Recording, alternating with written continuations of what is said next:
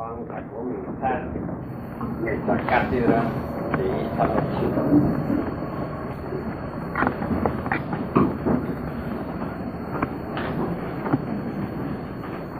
Ciertamente, la humanidad vive entre el batallar de las antítesis, entre la lucha cruenta de los opuestos. A veces nos encontramos muy alegres, muy contentos. Otras veces nos hallamos deprimidos, tristes.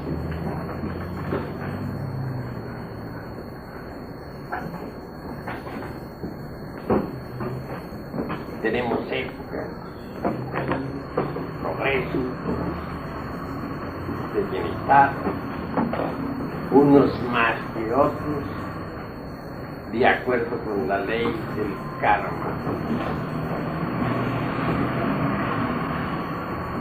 También tenemos épocas críticas en lo económico, en lo social, etc.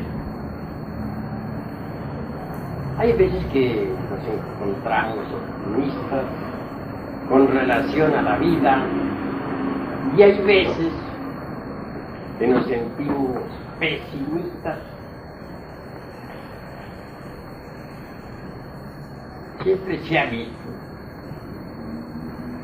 que a toda época de alegría, de contentamiento,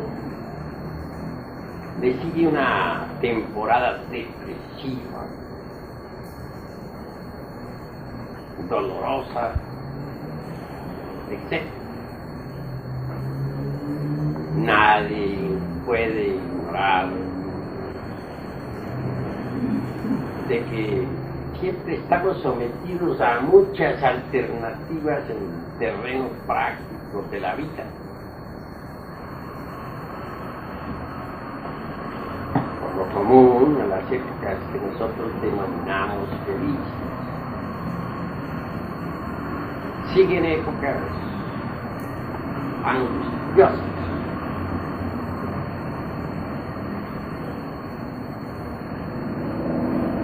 Es la ley del péndulo la que gobierna realmente nuestra vida. Ustedes han visto, por ejemplo, el péndulo de un reloj. Tan pronto asciende por la derecha como se precipita para ascender por la izquierda. Esa ley del péndulo gobierna también a las naciones. No hay duda. En las épocas, por ejemplo, en que Egipto florecía a las orillas del Nilo, el pueblo judío parecía, no es que parecía, era nómada en el desierto. Mucho más tarde, cuando el pueblo egipcio decayó, se levantó victorioso el pueblo hebraico. Es la ley del péndulo. Una Roma triunfante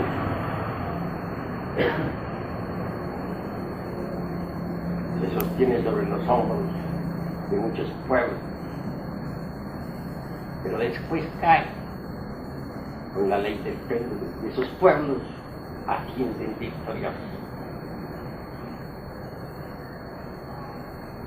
La Unión Soviética, por ejemplo, se apasionó terriblemente por la dialéctica materialista. Pero ahora el péndulo comienza a cambiar. Está pasando al otro lado. Como resultado, la dialéctica materialista está quedando, o ya quedó prácticamente arrinconada, ya no tiene ningún valor.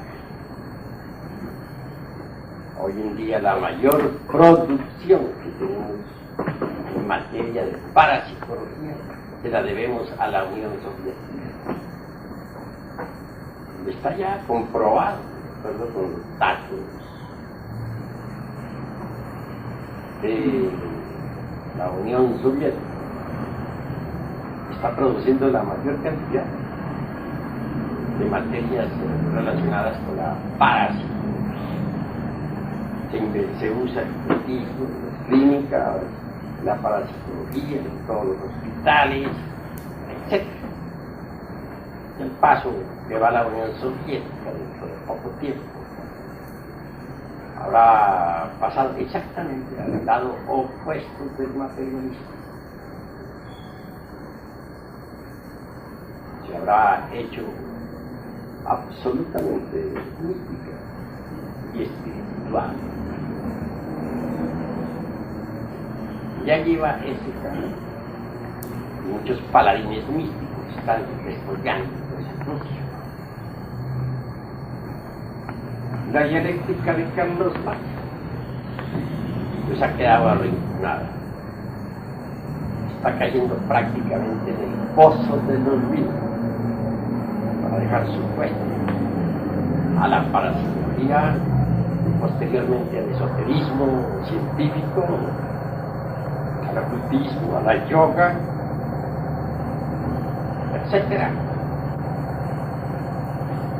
Pues el péndulo está cambiando, está pasando al otro lado, de la tesis a la antítesis.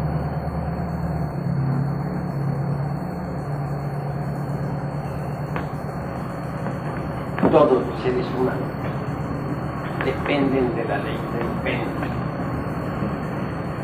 Eso es obvio. Tenemos buenos amigos y si sabemos comprenderlos, es claro que podremos conservar su amistad. Sería absurdo que nosotros exigiéramos que nuestros amigos no estuvieran jamás sometidos a la ley del péndulo. Nunca debe extrañarnos, por ejemplo, de un amigo con el cual hemos tenido siempre buenas relaciones. Resulta de la noche a la mañana con el cejo ceño fruncido, iracundo, berrinchudo, ingenioso, duro en la palabra, etcétera, ante nosotros. En esos casos hay que ser una veña respetuosa y retirarnos para que el amigo tenga tiempo de desahogarse. Y por el hecho de que nos haga mala cara un día, no debemos nosotros desanimarnos. Antes bien comprenderlo, porque no hay ser humano que no esté sometido a la ley del péndulo.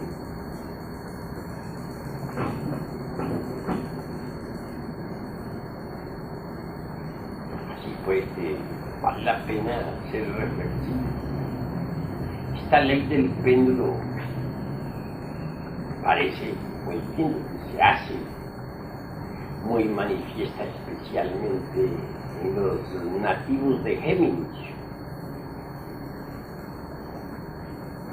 21 de mayo a 21 de junio. Estos de Géminis tienen, se dice, una doble personalidad.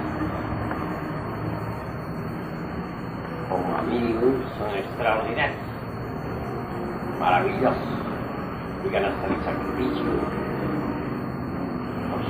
por sus amistades. Pero cuando cambia la personalidad, entonces son lo opuestos. Y todo el mundo queda desconcertado. Bueno, este es precisamente un ejemplo de lo que es la ley del péndulo. No quiere decir que ellos sean únicamente los exclusivos en esta cuestión de la ley del péndulo. No, hasta allá no llegamos. Pero sí por lo menos la especifican, la ponen de relieve, sirven como de patrón de medida, nos indican lo que en realidad de verdad es tal ley. Quienes conocemos a los nativos de Géminis sabemos manejarlo. Cuando viene su personalidad fatal, negativa a la manifestación, nosotros no ponemos ninguna resistencia y pacíficamente aguardamos que vuelva la personalidad simpática a la actividad.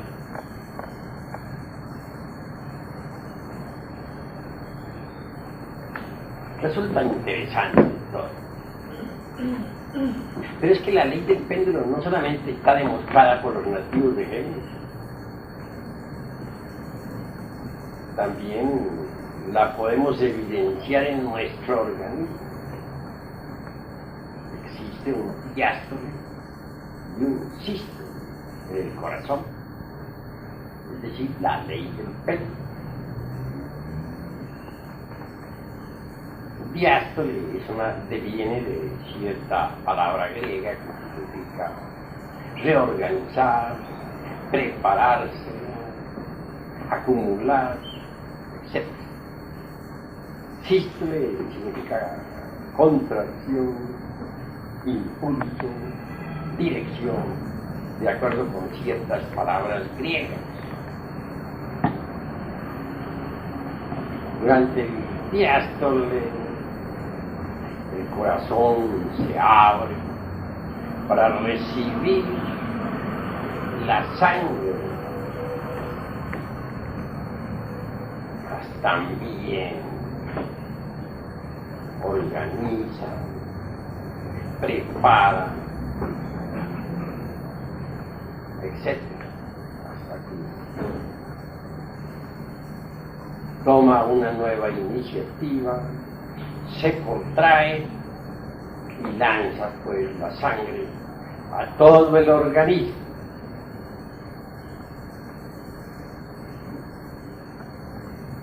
Este lanzamiento es fundamental, es importante, existe. Lo que sí me doy cuenta, cabal, es que las gentes comprenden que hay un diástole y un sístole, pero no entienden que entre el diástole y el sístole existe una tercera posición, la de preparación, ordenamiento, acumulación de potencias vitales, etc. Se nos dirá que es muy breve, pues, el intermedio entre el diástole y el sístole. Acepto. Se trata de milésimas de segundos. Para nosotros aquello resulta demasiado fugaz. Pero para ese mundo maravilloso de lo infinitamente pequeño, para ese mundo extraordinario del microcosmos, pues es lo suficiente para realizarse prodigios.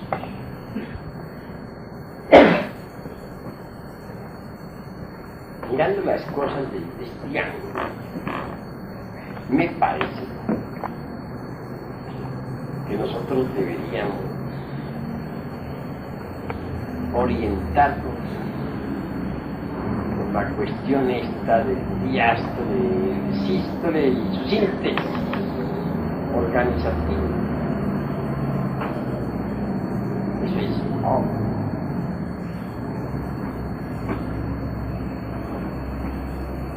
La gente toda en sus relaciones o interrelaciones vive completamente esclavizada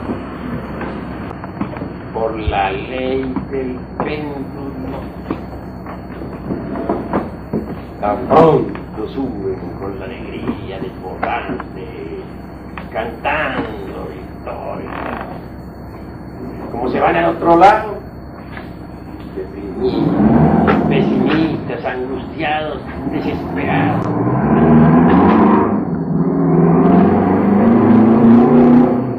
La vida parece casi toda de acuerdo con la ley del péndulo.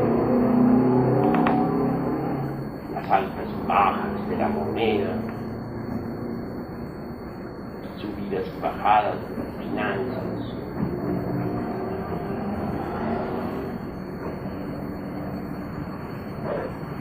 las épocas de maravillosa armonía entre los familiares, los tiempos de conflictos y problemas que suceden todos, pero inevitablemente de acuerdo con esa ley del péndulo. Para nuestro modo de ver las cosas, debemos asegurar en forma enfática que la ley del péndulo es mecanicista en un 100%.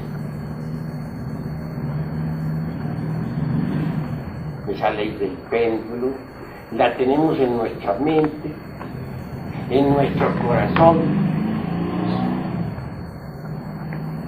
y también en el centro motor, los centros motor, instintivo, sexual. Es obvio. Y en cada centro existe la ley del péndulo.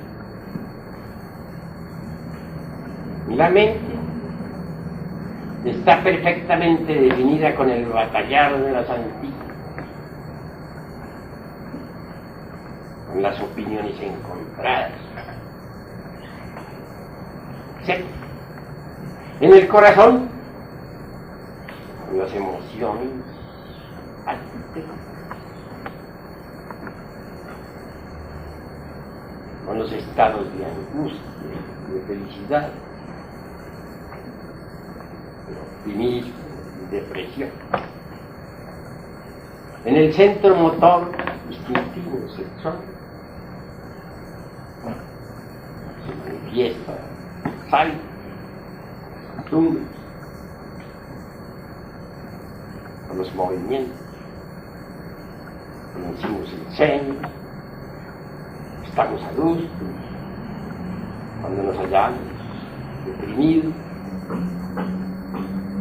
nos sonreímos alegres, bajo el impulso, pues, centro motor, cuando nos hallamos muy contentos, etc. Saltamos, brincamos, llenos de alegría por una buena noticia, o nos tiemblan las pantorrillas ante un peligro inminente. Tesis y antítesis del centro motor. La ley del péndulo del centro.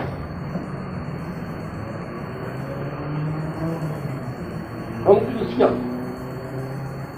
Somos esclavos de una mecánica. Si alguien nos da palmaditas en el hombro, sonreímos, sonreímos. Si alguien nos da una bofetada, protestamos con otra. Si alguien nos dice una palabra de alabanza, felices nos sentimos.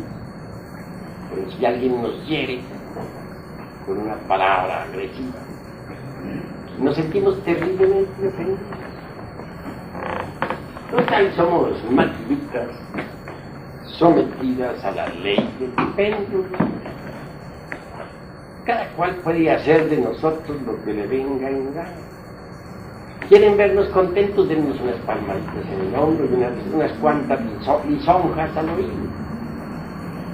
Estamos contentísimos. Quieren vernos llenos de ira. Díganos alguna palabra que nos hiera el yo del amor propio.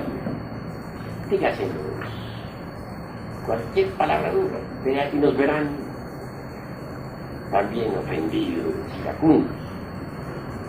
Así pues, la psiquis de cada uno de nosotros, en realidad de verdad, está sometida a lo que los demás quieran. No somos, y eso es triste decir, dueños de nuestros propios procesos psicológicos. Cualquiera puede manejar nuestros procesos psicológicos. Somos verdaderas marionetas que cualquiera maneja. Si yo quiero tenerlos contentos ustedes, ¿qué basta? Pues endulzarles el oído, alabarlos, los tengo felices. Si yo quiero que ustedes queden disgustados conmigo, me pongo a ofenderlos. Y entonces ustedes fruncen el entrecejo.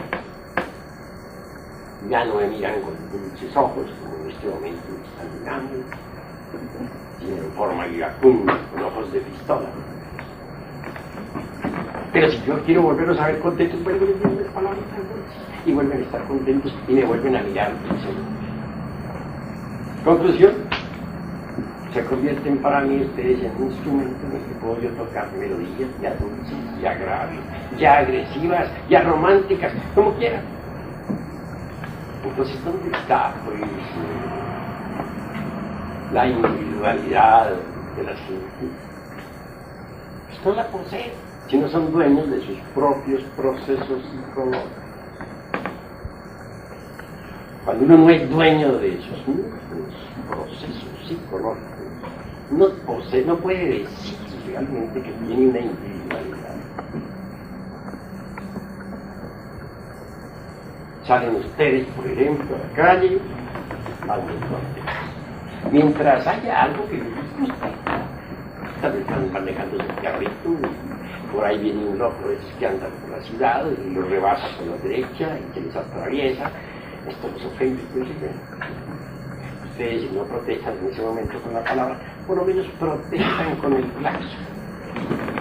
Pero sin protestar no se tiene. Es decir, el del carrito, ¿no?, que los rebasó, que los molestó, que los fastidió, los hizo cambiar totalmente. Si iban contentos, se llenaron de ira. Entonces, el del carrito pudo más sobre ustedes. Pudo manejar sus psiquis, y ustedes no pudieron. Van viendo, es la ley del péndulo. Bueno, habría alguna forma de escaparse, ¿no?, de esta terrible mecánica del péndulo. ¿Creen ustedes que hay alguna manera de escapar? Si no la hubiera, estaríamos condenados a vivir una vida mecánica por secula seculorum. Amén. Obviamente que tiene que haber algún sistema que nos permita evadir esa ley o manejarla simplemente. No existe real. Tenemos que aprender, volvernos comprensivos, reflexivos, a aprender a ver las cosas en la vida tal como son. Obviamente que cualquier cosa en la vida tiene dos caras.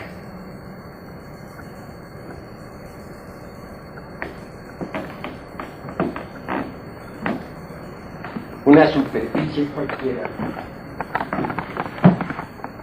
está indicando la existencia de una cara opuesta. Eso es incuestionable.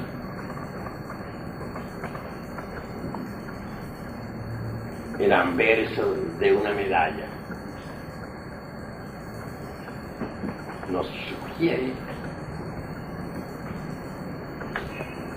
el reverso de la misma.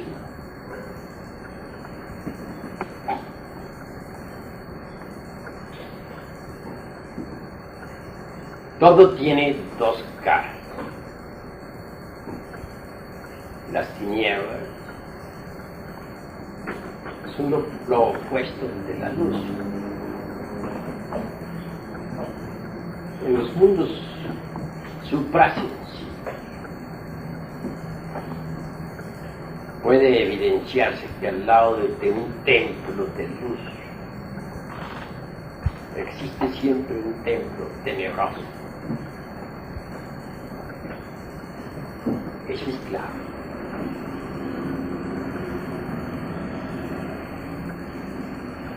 Pero, ¿por qué cometemos nosotros el error de alegrarnos ante algo positivo y de protestar ante algo negativo? Si son las dos caras de lo mismo.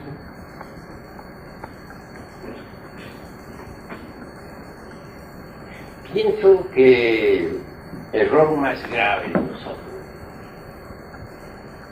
consiste precisamente en no saber mirar las dos caras de cualquier cosa o de cualquier circunstancia, etc.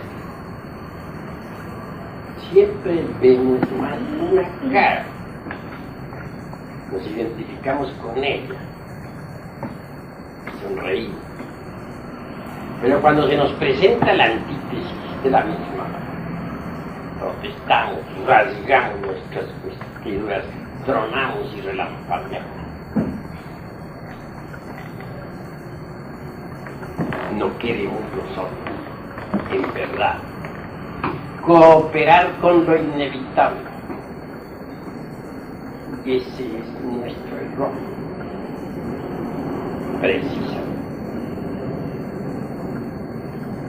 Hay veces que nos apasionamos por el platillo, por un platillo, o digo por un platillo de la balanza, otras veces por el otro platillo. Hay veces que nos vamos a un extremo del péndulo y hay veces que nos vamos al otro.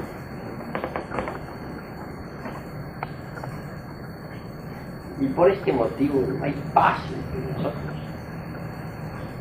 Nuestras relaciones son pésimas, conflictivas. Toda época de paz le sucede una de guerra. Y a toda época de guerra le sucede una de paz.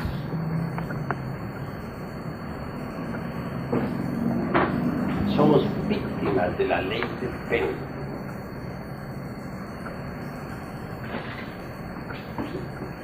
Y eso es doloroso. A eso se debe precisamente la tempestad de todos los exclusivismos.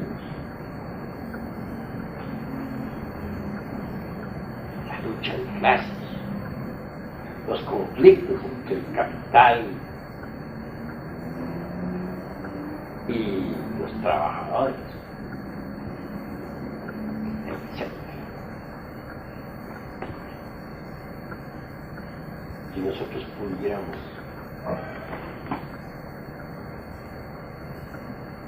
ver las dos caras de toda cuestión,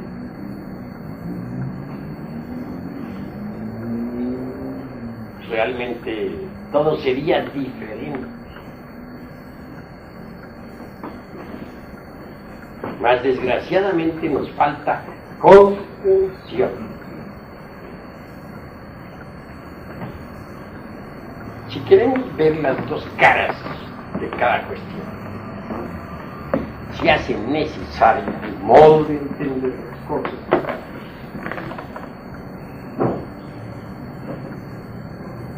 De vivir no dentro de la ley del péndulo, sino dentro de un círculo cerrado, un círculo mágico. Imaginemos nosotros un círculo alrededor de nosotros, un círculo mágico.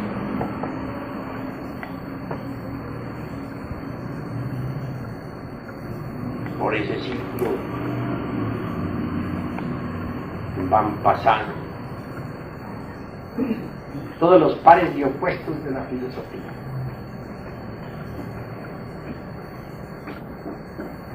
Las tesis y las antítesis. Las circunstancias agradables y desagradables. Las épocas de triunfo y de fracaso. El optimismo y el pesimismo. Lo que llaman bueno y lo que las gentes llaman malo. Sí. Alrededor de ese círculo mágico podemos ver un desfile muy interesante. Sabemos que existe la gran batalla entre los poderes de la luz y los poderes de las tinieblas.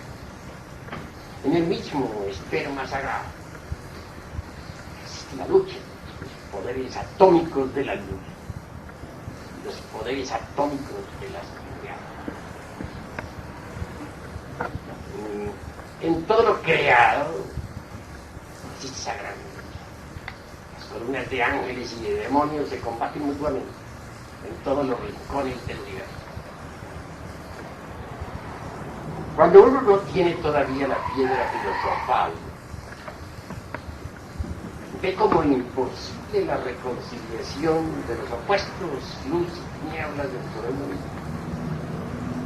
Mas cuando uno logra la piedra de los filósofos, la piedra de la serpiente, a base de trabajos conscientes y padecimientos voluntarios, entonces mediante la misma logra reconciliar los opuestos y los reconcilia en sí mismo, porque reconoce que todo en la creación tiene doble cara. Y solo mediante una tercera posición, es decir, solo mediante el Tao en el centro del círculo mágico, solo mediante la síntesis podemos reconciliar los opuestos dentro de nosotros mismos. Eso es. Así que se hace necesario que aprendamos a reconciliar los opuestos. Se hace necesario que nos libertemos nosotros de la ley del péndulo y que vivamos mejor dentro de la ley del círculo. Uno se liberta de la ley del péndulo cuando se coloca en la ley del círculo. Cuando se coloca en el Tao, que está en el centro del círculo mágico. Porque entonces, a su alrededor de uno, ¿cómo pasa por todo alrededor de la conciencia de uno? En un círculo. Ve la conciencia redonda de uno. Ve cómo pasan los distintos aconteceres con sus dos caras, las cosas con sus dos posiciones, las circunstancias, etc. Los triunfos, las derrotas, el éxito, el fracaso. Todo tiene dos caras y uno ubicado en el centro reconcilia los opuestos. Ya no teme a un fracaso económico.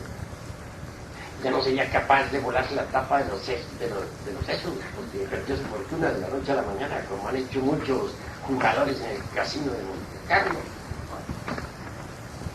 Pierden su fortuna y se suicidan. Ya no va a sufrir por las traiciones de sus amigos. Se hace invulnerable al placer y al dolor. Vean ustedes lo extraordinario, lo maravilloso. Pero si nosotros no aprendemos a vivir dentro del centro del círculo, si no nos ubicamos exactamente en el Tao, punto central del círculo mágico, estaremos expuestos, continuaremos como estamos, expuestos a la ley trágica y cambiante del péndulo, que es completamente mecanicista en un 100%. Doloroso. Sí, mis queridos amigos, debemos aprender a vivir inteligentemente, conscientemente. Eso es obvio. Desgraciadamente, toda la humanidad está sometida a la ley del péndulo.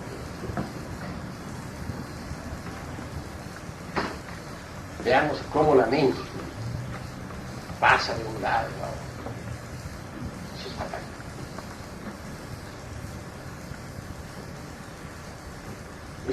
Yo he visto pues que no hay nadie en realidad de verdad que no esté sometido a la cuestión esa de las objeciones. Llega alguien, nos dice alguna cosa, alguna frase, ¿qué es lo primero que se nos ocurre? Objetar. Poner tal o cual objeción. Es la ley del péndulo. Dime que te diré. Me derribas y yo te derribo después. Conclusión. Dolor. Amargura. Eso es terrible. ¿Por qué tenemos que estar poniendo objeciones, hermanos? Me viene en este momento a la mente súper interesante. Hace muchos, pero muchísimos años, hallándome en el mundo astral, en Hot, en el Sefirote Hot, internado en ese Sefirá. Tuve de invocar a un deituso, o ángel, o Elohim, como ustedes quieran denominarlo, Eva.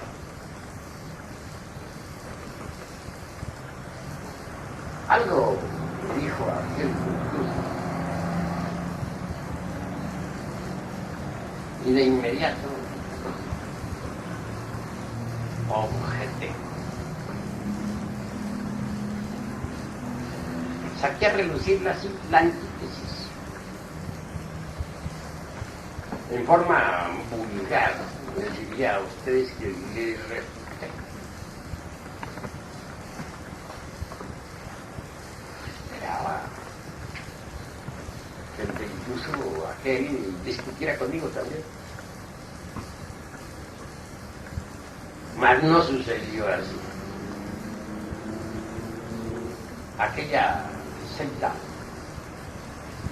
me escuchó con infinito respeto y profunda veneración. Aduje muchísimos conceptos. Y cuando concluí que pensaba que él iba a tomar la palabra para rebatirme, con gran asombro vi que mi suestecito se inclinó reverente, dio la espalda, se retiró. Me dio muy bonita lección. Una lección extraordinaria. No objetó nada.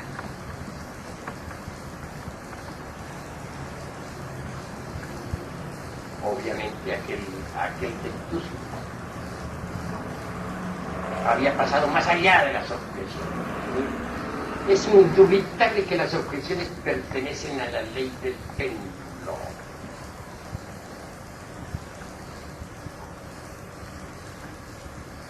Mientras uno esté objetado, está sometido a la ley del péndulo. Todo el mundo tiene derecho a emitir sus opiniones, sus consejos. Cada cual es libre de decir lo que quiera. Nosotros debemos sencillamente escuchar que estamos en respeto. Terminó de hablar, nos retiramos.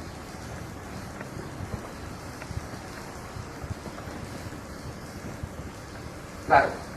algunos no proceden así, o no procederán en esa forma, por orgullo.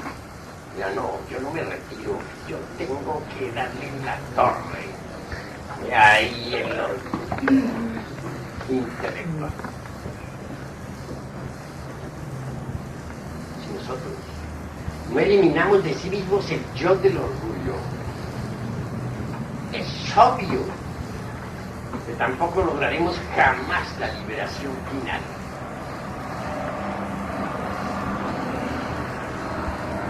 Cada cual, lo mejor es que cada cual diga lo que tenga que decir y no pongamos objeciones. Y cada cual es libre de decir lo que quiera. Sencillamente. Pero uno siempre vive poniendo objeciones. Se las pone al interlocutor y se las pone a sí mismo también.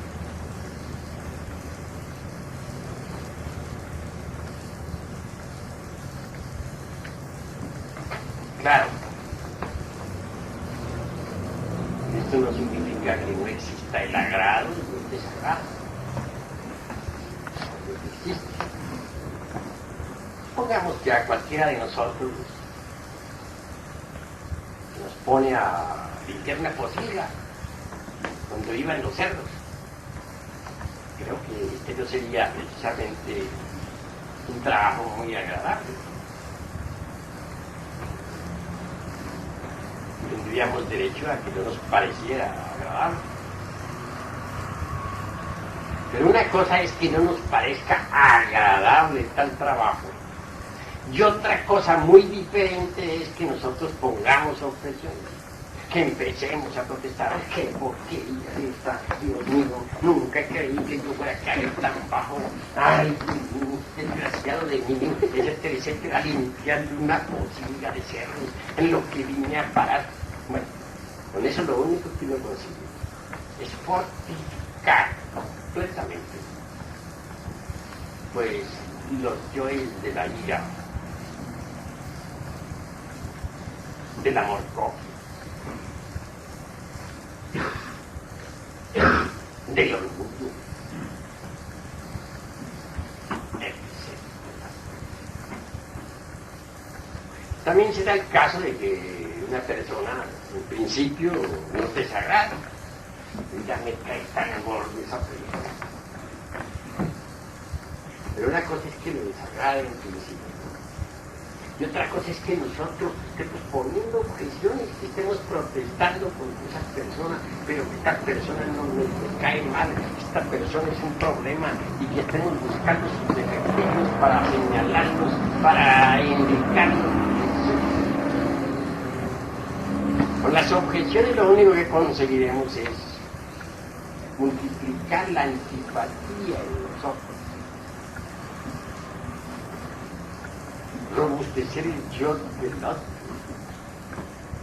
robustecer el yo del egoísmo, el yo de la violencia, del orgullo, etc. ¿Cómo hacer en este caso? Porque una persona no nos es grata.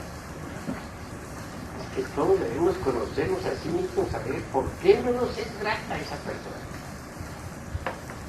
Podría suceder que esa persona esté exhibiendo alguno de los defectos que nosotros tenemos.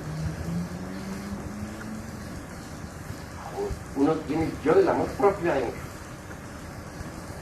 Si alguien exhibe alguno de sus defectos interiores, pues obviamente, si alguien que nos cae mal, de manera que en vez de nosotros estar poniendo objeciones sobre esa persona, protestando, riñendo, más bien autoexplorarlo para conocer cuál es ese elemento psíquico que cargamos interiormente y que origina esa antipatía. Buen seguro que si nosotros descubrimos tal elemento y lo disolvemos, la antipatía concluye. Pero si nosotros en vez de investigar a sí mismo, ponemos objeciones, protestamos, tronamos, relampagueamos contra ese algo.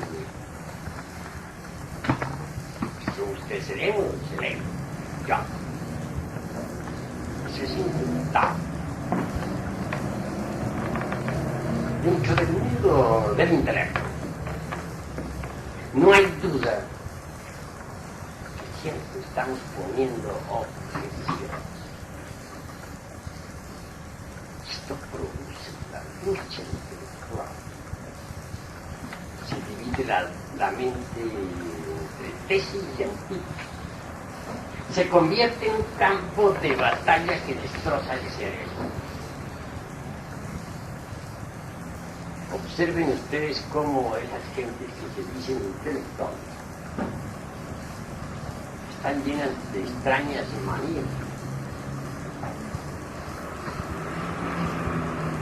Algunos se dejan el pelo alborotado, se rascan espantosamente, etcétera, hacen 50.000 payasadas. Claro, producto de una mente más o menos deteriorada, destruida por el batallar de la sangre. A todo concepto le ponemos nosotros una objeción. Termina nuestra mente riñendo sola. Como consecuencia vienen las enfermedades al cerebro. Las anomalías psicológicas, los estados depresivos de la mente, el nerviosismo que destruye órganos muy delicados como los del hígado, corazón, páncreas, vasos, etc. Pero si nosotros aprendemos a no estar haciendo objeciones, cada cual piense como le venga, cada cual diga lo que quiera, terminarán esas luchas dentro del intelecto y en su reemplazo vendrá una paz verdadera. La mente de las pobres gentes está riñendo a todas partes, riñen entre sí, espantoso. Y eso nos conduce por un camino muy peligroso, camino de enfermedades del cerebro, de enfermedades a todo el organismo, destrucción de la mente. Muchas células son quemadas inútilmente. Vivir en santa paz, sin poner objeciones, que cada cual diga lo que quiera y piense lo que le venga gana. Nosotros no debemos poner objeciones. Y así marcharemos como se debe marchar, conscientemente. Hay que aprender a vivir. Desgraciadamente no sabemos vivir. Estamos metidos dentro de la ley del péndulo. Ahora que sí, yo reconozco, aquí platicando con ustedes, pues no es cosa fácil no poner objeciones.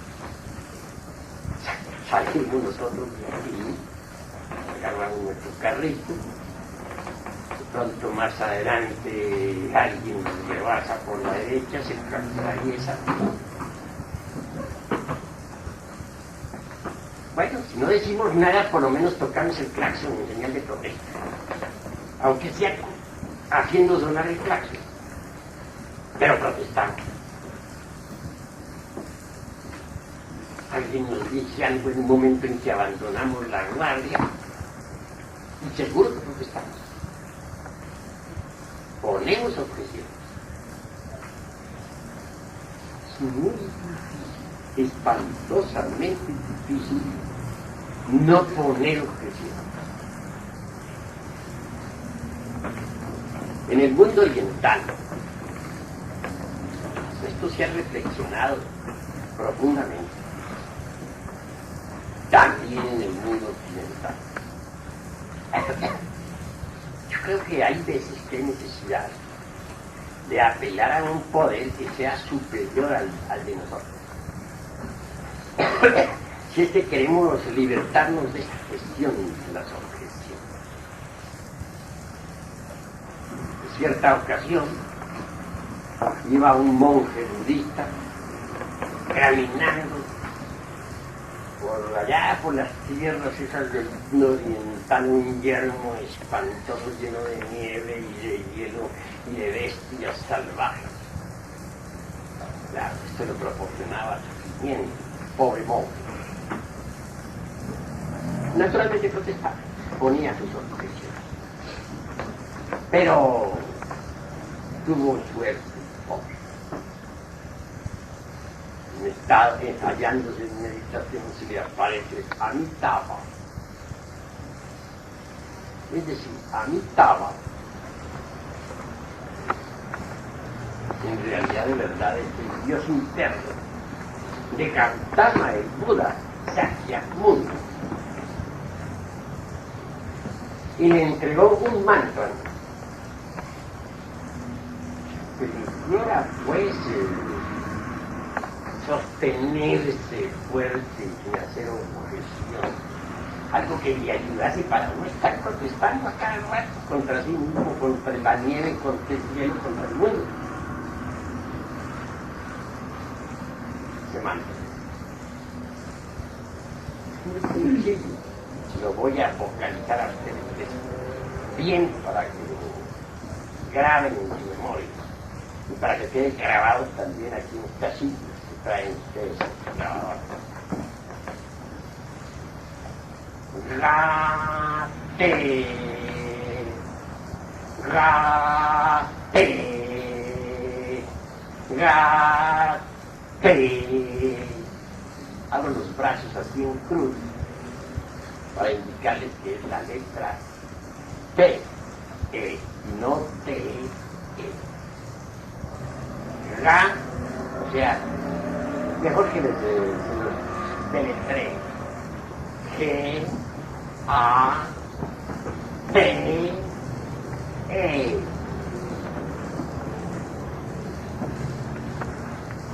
Ese mantra, tengo entendido, le permitió a aquel monje budista abrir el ojo de Dharma. Eso es interesante. Se relaciona con la iluminación interior profunda y con el vacío iluminado.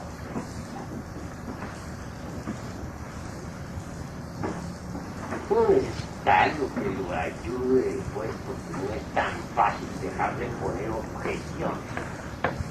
Un momento que destruye uno la guardia y está poniéndole objeciones a todo, a la vida, al dinero, a la situación, al frío, al calor, etcétera, etcétera. Muchos protestan porque está haciendo frío, protestan porque está haciendo calor, protestan porque no tienen dinero, protestan porque es un mosquito, por favor están protestando. Cuando uno en realidad debe estar, vive siempre haciendo objeciones, se perjudica horrible.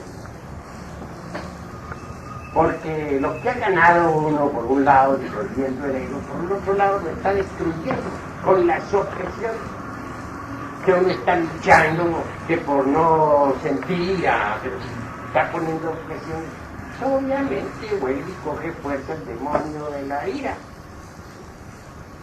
Está haciendo uno la lucha terrible por eliminar el demonio del orgullo. Pero si pone objeciones, ama la situación, a esto, a aquello, pues bueno, importa ese demonio.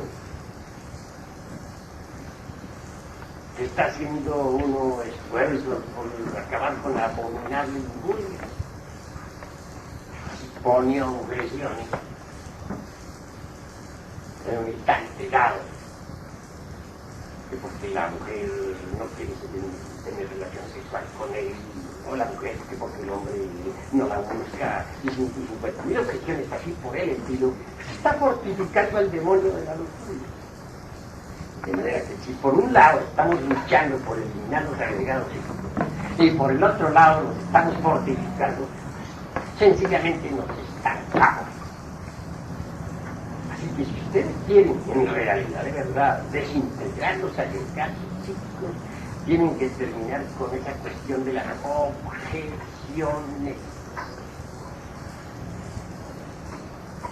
Si no proceden de esa forma, se estancarán inevitablemente. No progresarán en modo habitual.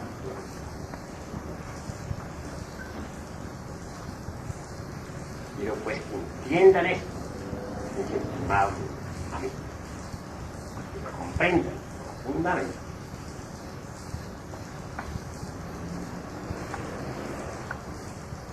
Bueno, hasta aquí por hoy la cátedra de montar. Sin embargo, dejaremos abiertas las puertas para las preguntas que los hermanos tengan. A ver, habla, hermano. Maestro, se dice que el silencio es la elocuencia de la sabiduría. Muchas veces se dice que es tan malo callar cuando se debe hablar como hablar cuando se debe callar. Muchas veces, bueno, hay que hablar, tal vez en momentos de defensa, cuando me están acusando, pero justamente. Quisiera que me aclararan sobre ese aspecto. Uno tiene derecho a hablar, porque no es mudo, y nadie le ha a uno cosido la lengua. Pero lo que no es conveniente jamás para nuestro propio bien es estar haciendo objeciones, estar protestando, tronando y relampagueando porque está haciendo calor, porque está haciendo frío, disgustado con todo. Eso nos conduce naturalmente al fracaso. Necesitamos, repito, no hacer objeciones. Uno debe decir lo que tiene que decir. La verdad y nada más que la verdad. Y dejar a los otros libertad para que opinen como les venga en gana. Cada cual diga lo que quiere. Si uno no procede así, si a todas horas está haciendo reflexiones, destruye su mente, destruye su pobre cerebro, y ocasiona muchos daños así. Además, fortifica al ego en vez de disolverlo. ¿Hay alguna otra pregunta? Bueno, maestro, no hay objeción. Maravilloso. Solo me gustaría aclarar o ampliar, que nos quiera que me hace favor. Hay personas que viven muy, pero muy convencidas de que a un momento de alegría sucede uno de tristeza. Es decir, se programan en ese sentido. No se colocan dentro del círculo protector. Evidentemente a esas personas les sucede eso, pero de una manera infalible, matemática. Tanto es así que no disfrutan de los momentos de alegría, porque ya fatalmente están teniendo el momento de tristeza. Quisiera que aclararan. Claro. Esas personas se dan cuenta realmente de que la vida, todo en la vida tiene dos caras. Pero desafortunadamente no se colocan en el centro del círculo. No se colocan en el Tao. Cuando uno está en el Tao, sabe que ve pasar a su alrededor de sí mismo, alrededor de su propia conciencia, dentro de sí mismo, todos los acontecimientos de la vida con sus dos caras, y sabe que son cosas. Obviamente entonces no se identifican con una cara ni con la otra. Reconcilia los opuestos mediante la. Tengamos el caso de que alguien, por ejemplo, está en una gran fiesta, muy contento, muy alegre. Empero ese alguien sabe que a todo momento de alegría le sucede uno de dolor. Mas si esa persona está ubicada en el centro, en el Tao, entonces reconcilia los opuestos, entre sí, su propia conciencia. Dice, sé que a toda alegría le sucede una tristeza. Mas a mí nada de esto me afecta, porque todo es pasajero, todo pasa, las personas pasan, las cosas pasan, las ideas pasan, todo pasa. No ignoro nada. Por lo tanto, puedo perfectamente vivir este acontecimiento como debe ser. Una reflexión así le permitirá a tal persona estar en el evento sin preocupación alguna. Está con, sabe que está en un momento pasajero. No lo elude, lo entiende, conoce sus pecados. Sencillamente vive a actúa en la misma forma, al reflexionar una persona así, actúa en la misma forma en que actúa el cuerpo. El teatro que hace. Sí, lo cree. Y también en su interior